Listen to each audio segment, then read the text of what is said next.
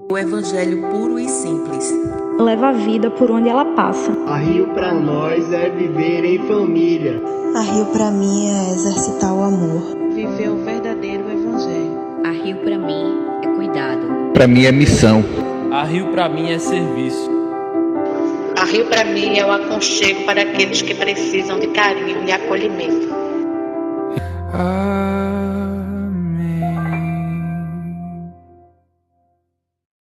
Vamos abrir a nossa Bíblia. Eu gostaria muito de incentivar você a trazer a sua Bíblia para cá, porque esse é o nosso livro.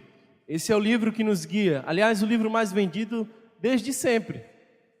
E nele, diferente de Harry Potter, diferente daquele livro, eu esqueci agora, dos cinza, 50 tons de cinza. Esses livros podem até ser uma leitura para distrair a nossa alma. Mas esse livro, quando a gente lê esse livro, a gente constrói a nossa alma. Então gostaria que você amasse a esse livro santo. Efésios capítulo 6, versículo 18, diz o seguinte. Efésios capítulo 6, versículo 18. Orem no Espírito. Orem no Espírito em todas as ocasiões, com toda oração e súplica. Tendo isso em mente, estejam atentos e perseverem na oração por todos os santos. Por todos os santos. É claro, irmãos, que nós vemos que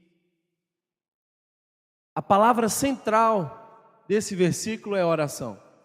Nós estamos iniciamos, aliás, na semana passada, uma série de mensagens chamada Hábitos que Transformam. E nós falamos na semana passada sobre serviço. E olha, deixa eu me dizer uma coisa para você. Nunca precisamos tanto de pessoas para servir. Nós estamos precisando de pessoas que possam ajudar a montar o som e ficar na sonoplastia. Nós estamos precisando de pessoas que possam ajudar no ministério infantil, porque nós temos tido algumas dificuldades, pessoas que estão recorrentemente faltando, e a gente precisa de substitutos. Nós estamos precisando de pessoas para integração, porque o grupo é tão pequeno que ainda eles trabalham todos os domingos, e a gente gostaria de dar uma folga para esse pessoal. Estamos precisando de gente na mídia, e a mídia tem sido uma bênção para nós, uma grande ferramenta de comunicar o Evangelho. Estamos precisando de voluntários nas ações do Voz na Rua.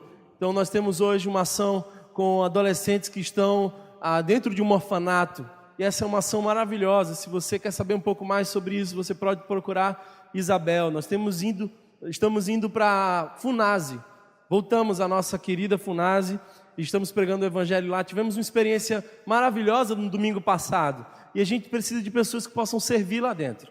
Nós estamos indo ainda, já há quase 4 anos, aliás mais que 4 anos, nas ruas, para pregar para travestis, prostitutas, e passamos madrugada dentro. Esse é um trabalho delicado e faltam pessoas que possam ajudar.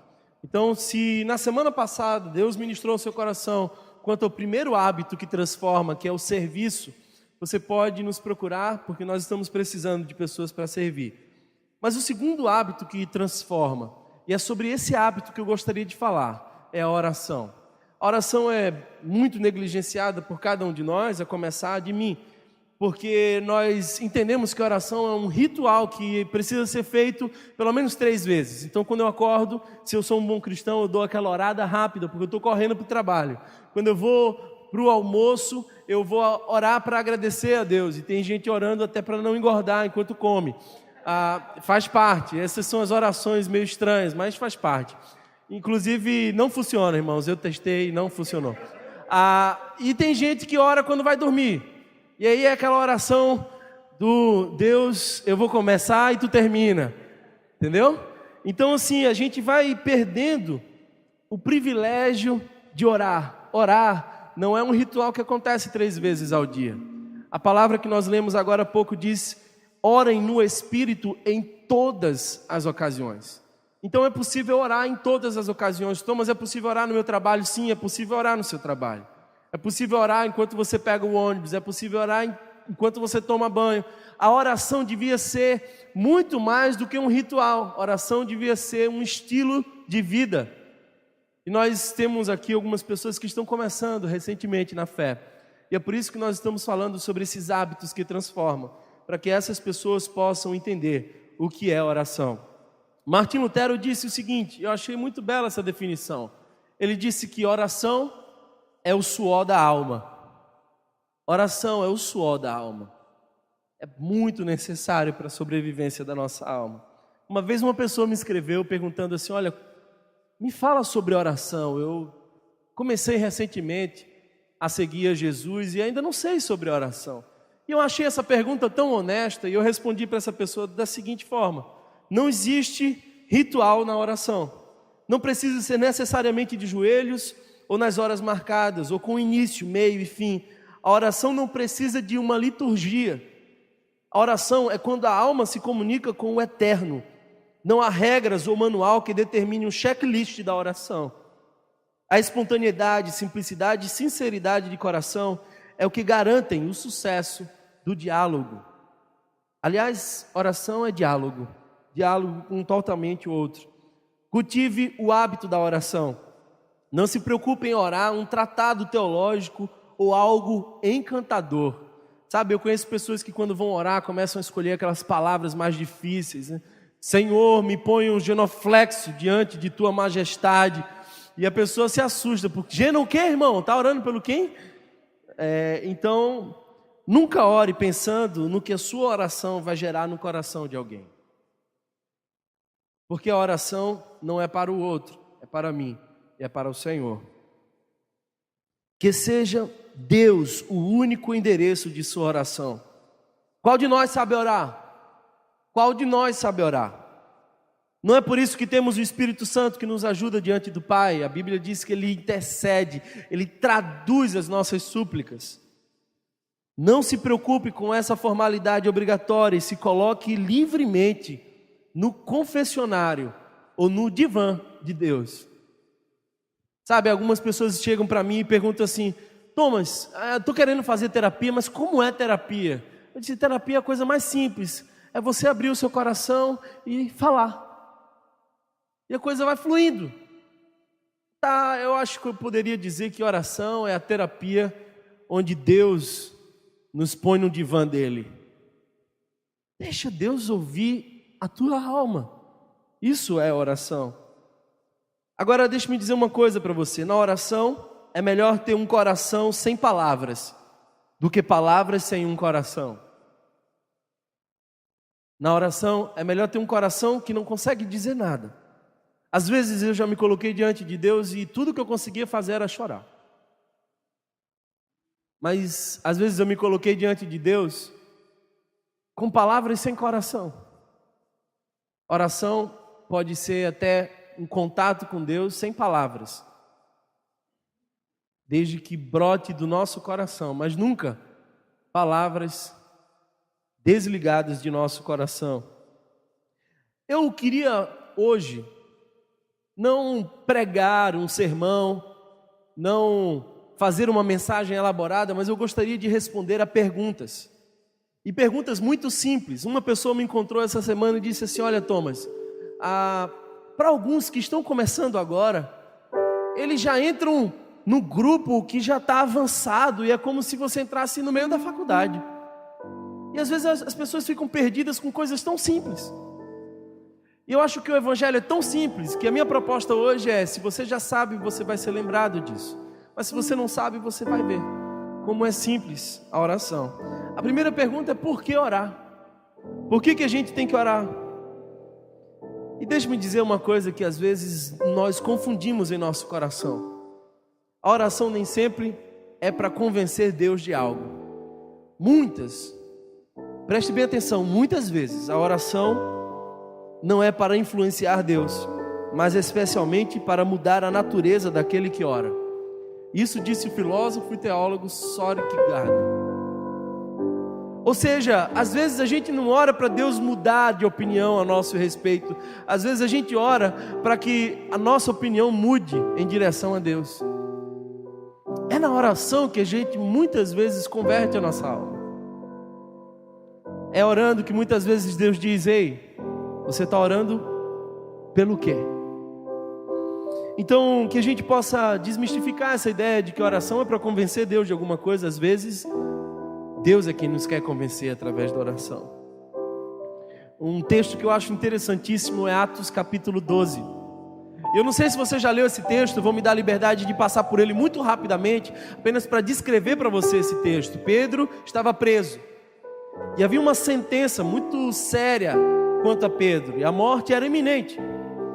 E uma igreja decidiu se reunir numa madrugada para orar. E eles começaram a orar, e aquela igreja, e entenda que não era uma igreja espaço, porque igreja nunca foi e nunca será um espaço. Igrejas são pessoas reunidas com o mesmo propósito e em direção ao mesmo Deus. É por isso que a gente não vai colocar no espaço que nós estamos reformando Igreja Rio, porque aquela não é a nossa igreja. Essa é a nossa igreja. Aquele é apenas um espaço, e assim será chamado. Mas o fato é que essa igreja começou a orar, e eles começaram a dizer: Senhor, faz alguma coisa, Senhor, Deus, liberta Pedro, Pai, faz alguma coisa e tal. E Pedro estava dormindo.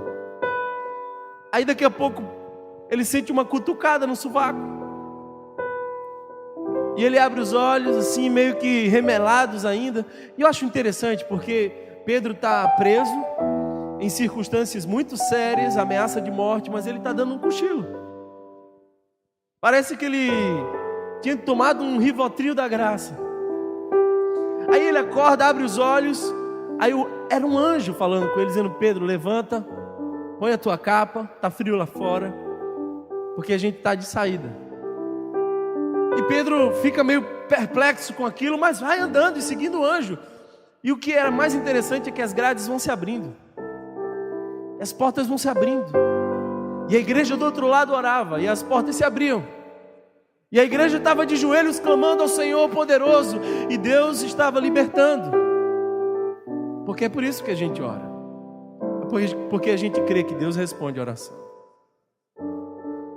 Aí é interessante porque Pedro sai, e quando Pedro sai, que dobra a esquina, o anjo disse: agora você já sabe o caminho, não precisa mais de mim, vai embora. E Pedro vai em direção à igreja que estava orando por ele. Bate na porta, e quem abre é uma criança. E a criança fica tão surpresa de ver Pedro que ela dá uma volta, fecha a porta e vai lá para dentro dizer assim: olha pessoal, quem está aí fora é Pedro. Aí a turma diz: não, Pedro? Deve ser um fantasma, vamos orar para Deus exorcizar esse fantasma. Porque o pessoal que orava não sabia e não cria que Deus respondia a oração. Por que nós oramos? Porque Deus responde. A gente fala porque a gente escuta. Eu ouvi dizer que uma vez uma igreja abriu do lado de um bordel, e era, me permitam uma expressão nordestina, um cabaré desses, e a igreja começou a orar dizendo assim: ah, Deus, fecha esse prostíbulo. Ficou mais bonito agora, né? Fecha esse lugar aí, Senhor. Fecha esse lugar, Deus. Aí eu sei que deu uma confusão. Um dia desses de chuva, deu um curto-circuito, o lugar pegou fogo de cima a baixo, e o cara resolveu processar a igreja. Aí foi para frente do juiz, chegou lá e disse assim: ó, juiz, eu quero ser indenizado pela igreja, porque essa igreja estava orando e o meu bordel pegou fogo. Aí o pastor chegou na frente do juiz e disse assim: não tenho nada a ver com isso. Isso aí foi um curto-circuito. Aí o juiz olha para os dois e diz assim: eu tenho um dono do bordel que crê no poder da oração e um pastor que está se esquivando disso.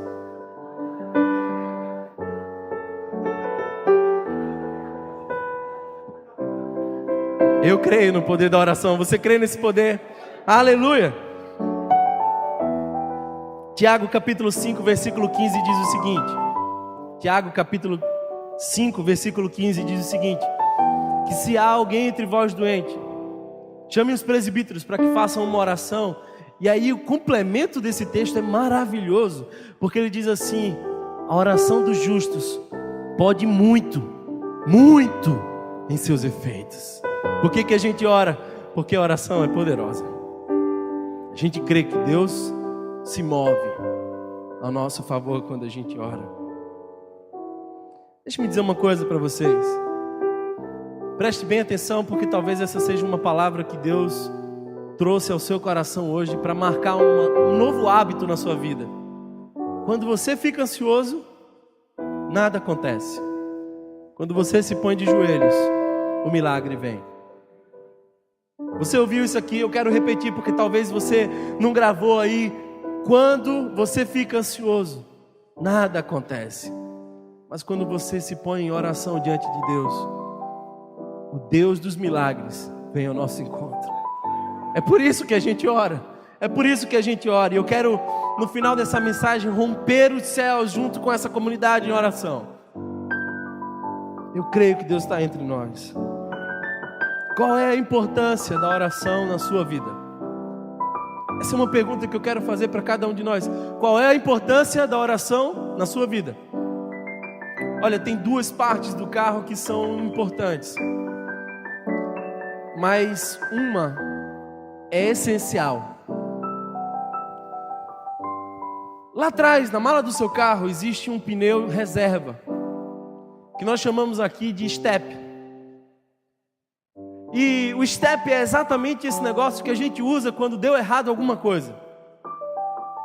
Então, digamos que a gente cai no buraco e a gente percebe que o carro começou a fazer um barulho estranho, a gente para, põe a mão na cabeça e percebeu que aquele buraco rasgou o pneu que a gente tinha. E do que a gente lembra? Do step. Do pneu reserva. Agora existe uma outra coisa que a gente às vezes nem lembra que tem, mas sem isso a gente não vai para canto algum. É o volante. O volante é esse negócio que direciona o movimento. Sem volante não adianta empurrar, porque não vai. A minha pergunta para você hoje é a seguinte: na sua vida cristã, no seu dia a dia, a oração é para você o recurso do desespero ou a prática da direção? A oração é para você o pneu reserva que a gente usa quando a gente está precisando. Senhor, eu estou com um problema. Deus, vem aqui, me resolve esse negócio aqui comigo, Senhor. Ou a oração é para você como uma direção. Você acorda e diz: bom dia, Espírito, eu estou indo trabalhar e aquele chefe meu é difícil. E talvez hoje ele tenha acordado com o pé errado e eu quero que tu venha comigo. Eu quero orar sem cessar. E aí o cobrador pede o seu vem e você entrega o vem, mas você vai com Deus. Você está conversando com o Eterno. Porque a oração não é um pneu reserva que a gente usa quando aconteceu alguma coisa errada. A oração é a direção, é o volante, é aquilo que nos guia, é aquilo que nos move. Frequentemente eu me sinto envergonhado, porque minha esposa diz... A minha esposa, ainda bem que ela não está aqui, ela faz algumas perguntas assim que me põe no eixo. E às vezes eu sou muito impulsivo, e quem é da liderança sabe disso. Eu decido as coisas assim, vamos fazer desse jeito e pá! E às vezes ela faz uma pergunta tão simples. Ela diz assim: você já orou quanto a isso? E aí o pastor aqui fica dizendo: é porque o almoço está pronto. Vida de oração é muito mais do que um pneu que fica lá atrás para caso eu precise. É um volante que me guia por onde eu vou. Sabe por que a gente pega tanto caminho errado? Porque a gente não se guia através da oração. É diálogo, é conversa. Não precisa de liturgia, porque eu, para falar com meu pai, eu falo como eu quero falar com meu pai, porque nós temos intimidade. Essa é a oração.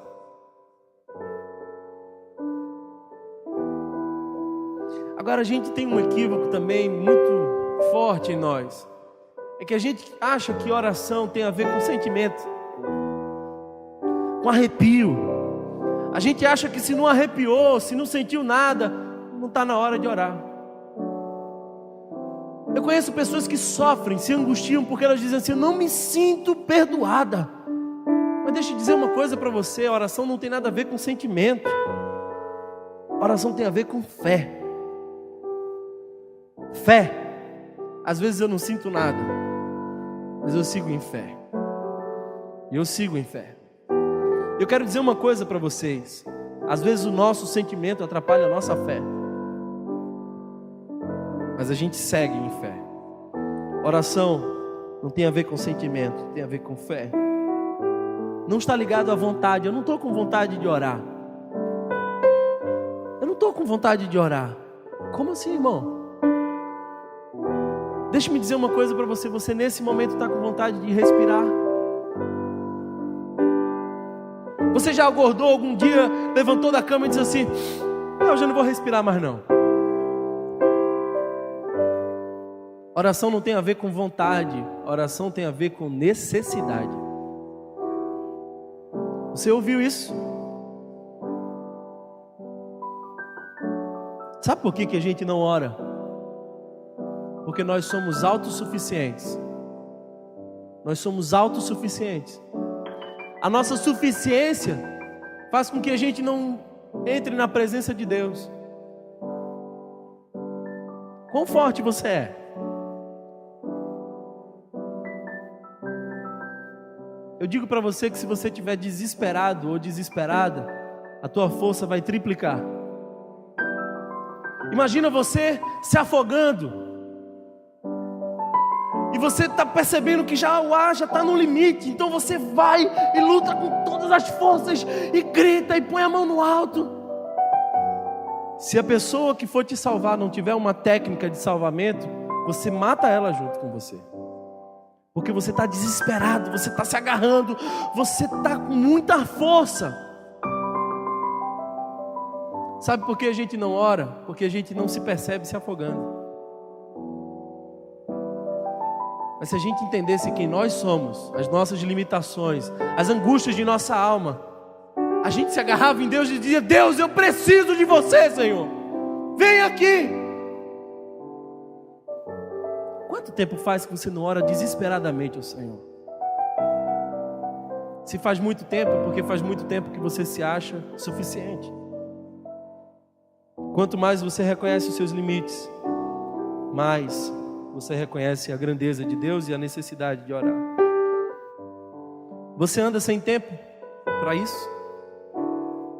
Eu ouço algumas pessoas dizerem assim: olha, mas eu não tenho tempo de oração, não consigo ter tempo, minha vida é muito corrida. John Piper disse uma coisa interessante. Ele disse o seguinte: uma das maiores utilidades do Twitter, do Facebook e agora eu diria do WhatsApp será provar no último dia que a falta de oração não era por falta de tempo. Você ouviu isso? A gente não ora porque não tem tempo. Não é isso.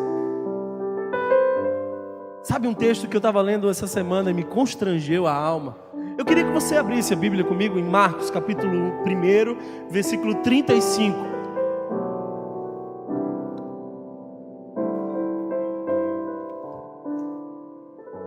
Marcos capítulo 1, versículo 35. Se você tem um celular com aplicativo, seria maravilhoso. Se alguém do seu lado não está com a Bíblia, você pode gentilmente se oferecer para fazer uma leitura conjunta. Escuta isso aqui. Marcos capítulo 1, versículo 35. Aí você chega para mim dizendo assim: Thomas, a minha vida é muito corrida. Muito corrida. Eu chego em casa muito tarde, eu saio muito cedo, eu tenho 1000 coisas para fazer, 1000 e-mails para responder. Eu não tenho tempo. Você já parou para pensar como que era a vida de Jesus? Para onde Jesus vai, milhares de pessoas vão juntos. E não eram só pessoas, eram pessoas necessitadas. Era leproso dizendo assim: olha, me toca. É cego dizendo: ei, cadê ele? Cadê ele? A vida de Jesus, creia, era muito mais agitada que a minha e que a sua. O segundo detalhe desse texto é que Jesus precisava muito, muito menos do que você e eu de oração. A necessidade de Jesus era diferente da minha e da sua. Mas Marcos, capítulo 1, versículo 35 diz: de madrugada, quando ainda estava escuro, Jesus levantou-se, saiu de casa e foi para um lugar deserto, onde ficou orando. Você consegue imaginar essa cena? Jesus disse assim: olha, eu sei que o dia de hoje vai ser difícil. E apesar de eu estar o tempo inteiro em contato com o Pai, eu preciso de um tempo só eu e Ele, num deserto, num silêncio. Aí Jesus se levanta de madrugada e vai. Eu não sei se já aconteceu com você, mas já aconteceu comigo. Deus me levantar de madrugada dizendo assim: olha, meu filho, você está tão corrido que você tem que ter um tempo para mim. Aí eu dizia: não, Jesus, depois eu vou tentar dormir de novo, mas o sono não vinha. Aí eu disse: tá bom, já entendi. Bill Hybels escreveu um livro que dizia: ocupado demais para deixar de orar. Ocupado demais para deixar de orar. Imagina se eu chego para você: Cláudio, como é que tá aí, Cláudio? Ah, rapaz, eu tô ocupado demais para deixar de orar. Seria tão bom, não seria? Martim Lutero disse o seguinte: tenho tanto o que fazer que não consigo prosseguir sem gastar 3 horas diárias de oração. Tem tanta coisa a ser feita que eu não posso parar de orar. Será que você não tem tempo mesmo? Agora, a pergunta talvez mais importante de todas é: como orar? Como orar? Tiago capítulo 4, versículo 3 diz: quando pedem, não recebem, pois pedem por motivos errados, para gastarem seus próprios prazeres. Escuta bem isso aqui agora. O que Tiago está dizendo é poderoso, porque ele diz o seguinte: vocês estão orando e não estão recebendo. Sabe por quê? Porque você está pensando em você, e você está querendo que Deus faça a sua vontade. Você está querendo que Deus se dobre ao seu desejo. Os discípulos se encontraram com Jesus, e uma das perguntas é: ensina-nos a orar, Senhor. Aí ele fez uma grande lição para nós, e é com ela que eu quero terminar. Não que eu esteja terminando, eu vou seguir com essa palavra agora, para você não ficar na expectativa de ir embora e ficar aqui, porque a gente hoje vai até 2h30. Então, você pode abrir comigo Mateus capítulo 6, versículo 10. Ensina-nos a orar, Senhor. Ensina-nos a orar. Escuta bem isso aqui. Quando os discípulos perguntavam ao mestre sobre a sua oração, era muito mais do que apenas perguntar: o que eu devo dizer? Escute bem isso aqui agora. A oração de um mestre era o resumo de como ele enxergava todas as coisas. A oração de um mestre era a sua cosmovisão. Quando os discípulos estão dizendo: ensina-nos a orar, eles já sabiam orar conforme os hebreus faziam. Eles nasceram orando. Eles eram de uma cultura extremamente religiosa. Eles frequentavam sinagoga. Eles sabiam que era templo. Eles sabiam que era orar nas praças. Quando eles dizem: Jesus, ensina-nos a orar, eles estão dizendo: ensina-nos, Senhor, a ver as coisas através da oração como tu enxergas. Aí Jesus... E deixe-me dizer uma coisa que particularmente entendo. Não é que Jesus está dizendo para a gente: vocês têm que orar essas palavras, porque aí é reza, é repetição. Jesus tinha dito há pouco tempo atrás: não useis de vãs repetições. É muito mais do que um negócio para a gente decorar e repetir na hora da angústia. É uma verdade tão profunda que nós temos que mergulhar nela. Em Mateus capítulo 6, versículo 10, os discípulos dizem: ensina-nos a orar.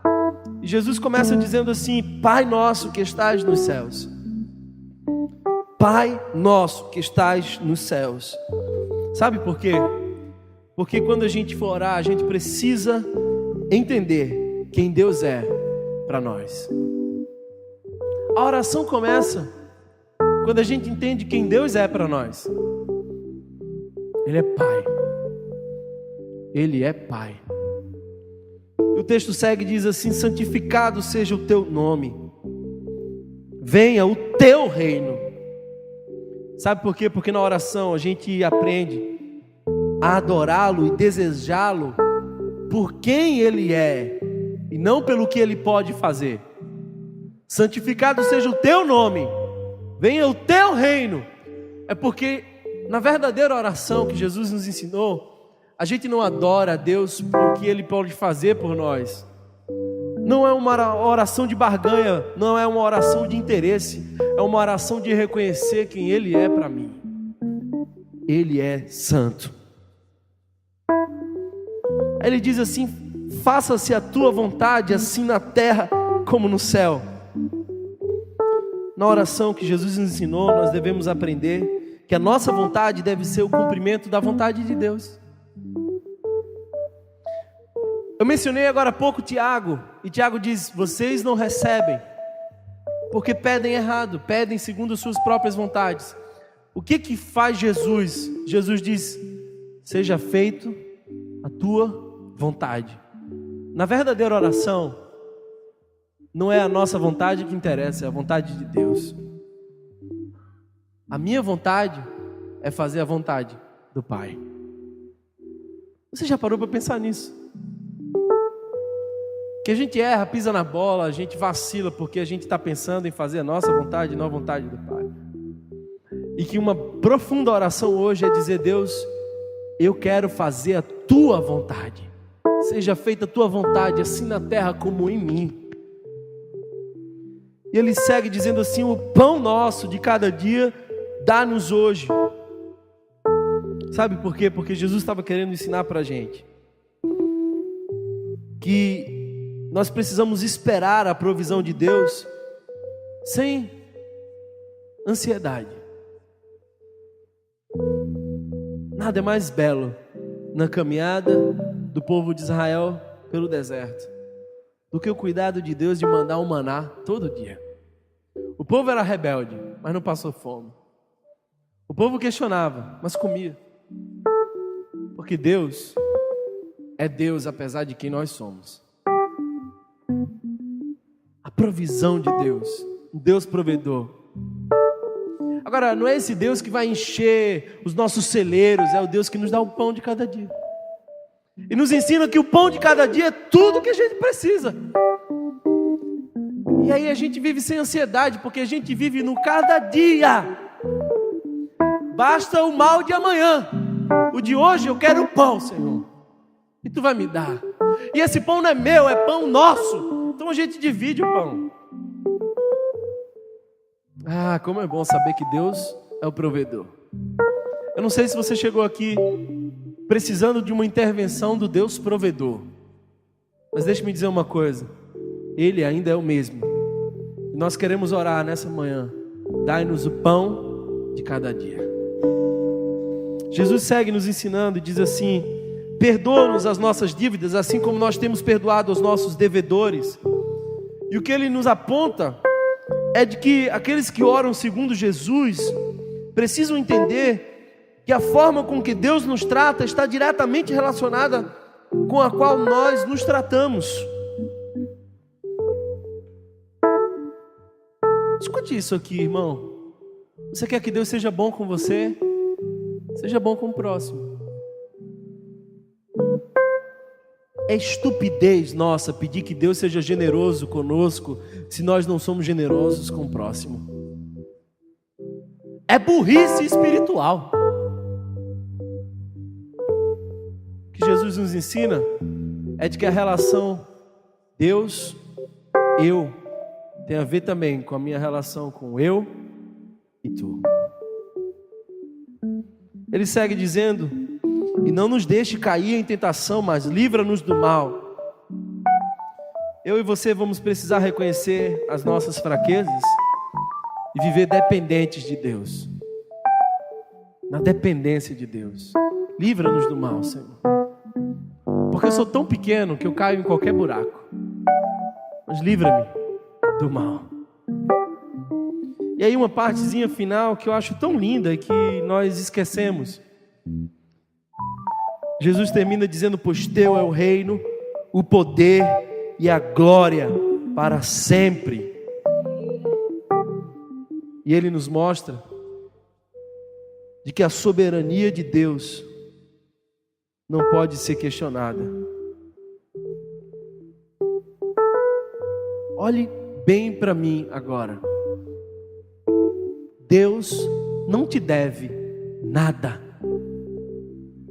Deus não tem que dar satisfação nenhuma para você. Ele não precisa se explicar. Ele é Deus. E se você morrer amanhã, Ele continua sendo Deus e Ele continua sendo bom. Ele é todo-poderoso. Eu acho lindo porque Ele começa a tirar tudo que Jó tinha. Tudo que Jó tinha. E aí no final, no capítulo 42, Jó olha para os céus e diz: bem sei que tudo podes e nenhum dos teus planos pode ser frustrado.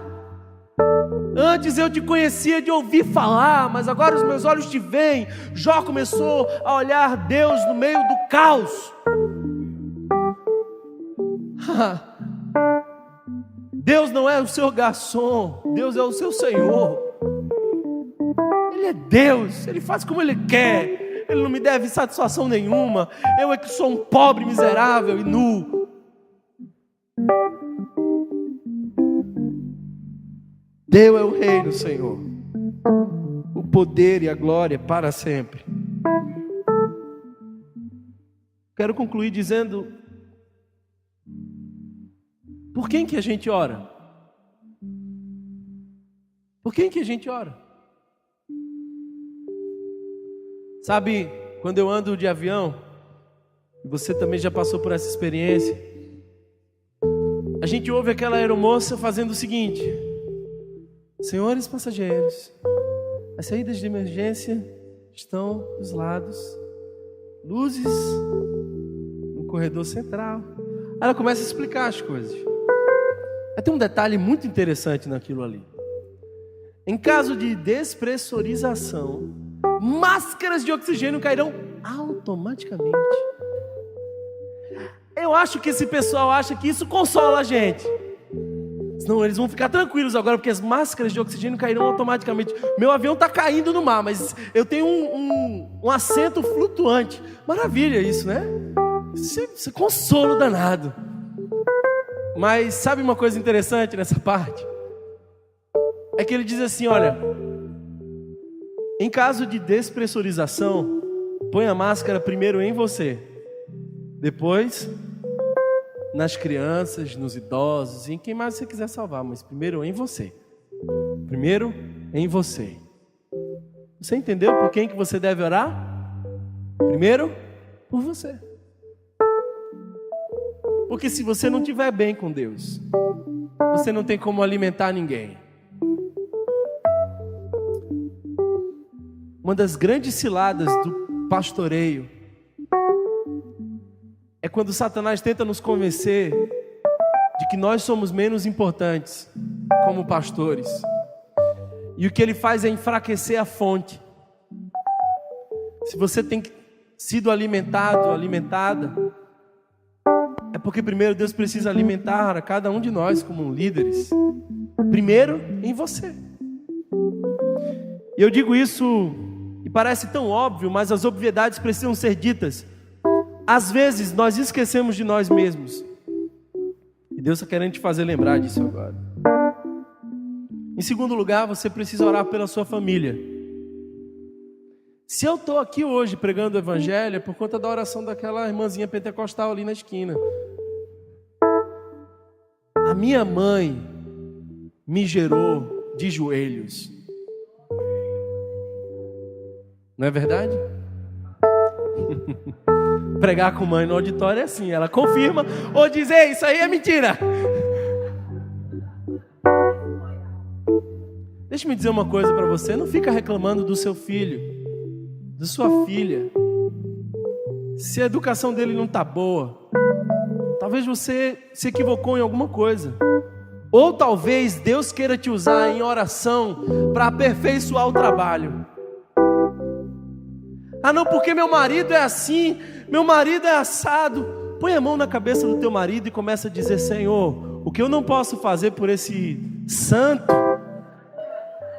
faz. Às vezes eu acordava de madrugada e estava ela com a mão sobre a minha cabeça. Eu era pequenininho e dizia assim: essa minha mãe é meio doida. Hoje eu sei que Deus respondeu às orações. Ore pela sua família. Assuma um compromisso de oração pelos seus. Porque se nós orarmos ao Senhor, nenhum dos nossos se perderá. Assuma um compromisso diante de Deus de dizer: Senhor, eu não vou descansar enquanto eu não tiver a promessa de que eu e a minha casa serviremos ao Senhor. Ore pela sua família. Em terceiro lugar, eu gostaria de dizer para vocês que vocês precisam orar por nossa igreja, pela igreja local. Paulo diz por muitas vezes nas cartas pastorais e nas exortações deles às igrejas: eu estou em oração por toda a igreja. Deixa-me dizer uma coisa para vocês. Às vezes nós agimos como instrumentos do inferno. E uma das vezes que isso acontece é quando a gente troca a oração pela crítica.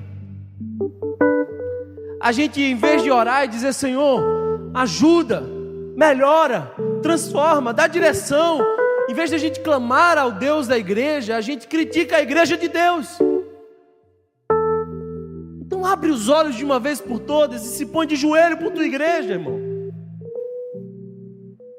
Uma igreja caminha de joelhos. Eu vou repetir isso aqui, que em nome do Senhor Jesus, essa palavra ache endereço em seu coração. Uma igreja caminha de joelhos. E por último, e às vezes quando a gente diz por último, chega a dar um alívio, né? Vem uma paz. Por último, a gente precisa orar por nossa nação. Eu quero confessar para vocês que eu mais reclamo do que oro pelo Brasil. Alguém se identifica com essa palavra, irmão? A palavra de Deus diz o seguinte: que nós devemos orar pelos nossos líderes, pelas autoridades, porque elas foram colocadas ali com a permissão de Deus. Jeremias, capítulo 29, versículo 7, diz o seguinte: orem pela prosperidade dessa terra, porque a bênção de vocês depende da bênção deles. Quando essa palavra chegou para Jeremias, eles estavam em terra estrangeira, como escravos. Agora você consegue imaginar um escravo orando, dizendo: Senhor, esse pessoal que me fez escravo aqui, abençoa eles, porque a gente vai ser abençoado de quebra. Para de criticar, para de ficar usando rede social só para lançar poeira no ventilador. Vamos se colocar de joelhos pelo Brasil, porque feliz é a nação cujo Deus é o Senhor. Quando a igreja começar a se envolver com justiça, quando a igreja começar a ter uma ação política, e não estou falando partidária, mas uma relevância social, quando a gente começar a entender que é nosso privilégio orar pelo nosso país, aí sim nós teremos um país transformado. Porque o que transforma um país não é religião, o que transforma um país é o Evangelho de Cristo. A gente não precisa ficar brigando porque o cara é católico, o outro é não sei do que. A gente está querendo pregar Jesus e a paz que Ele traz quando Ele é o Senhor da nossa cidade, quando Ele é o Senhor do nosso país. Aí depois de tudo isso você diz assim: misericórdia, eu achei que fosse ser mais fácil, mas poxa vida. Às vezes eu vejo o pessoal correndo e eu, nessa plena forma física, começo a dizer assim: ah, tá tão longe, não é? Pessoal correndo e aqueles caras assim com a camisa toda molhada de suor, fone de ouvido, 7 da manhã, eu ainda não consigo nem falar uma palavra 7 da manhã, os caras já estão correndo. Aí eu fico dizendo: tá muito longe de mim esse negócio. Está muito distante. Não está não. O que faz ser distante é o meu pensamento, que me faz acreditar de que está distante. Agora, eu gostaria de citar um teólogo que todos vocês conhecem. E aí me confirma se eu estiver errado, mas tem um forrozinho que diz assim: toda caminhada começa no primeiro passo. Santana. É Santana? Toda caminhada começa no primeiro passo. É no primeiro passo que a gente vai. Hábito é o comportamento que a gente instala no nosso dia a dia e que não nos faz mais nos esforçar para aquilo, mas flui de modo automático. Imagina se você tiver o hábito da oração. Aí você não precisa nem lembrar de orar, você ora. Quando você vê, você já está orando. Se essa igreja tiver o hábito do serviço e o hábito da oração, tudo será transformado.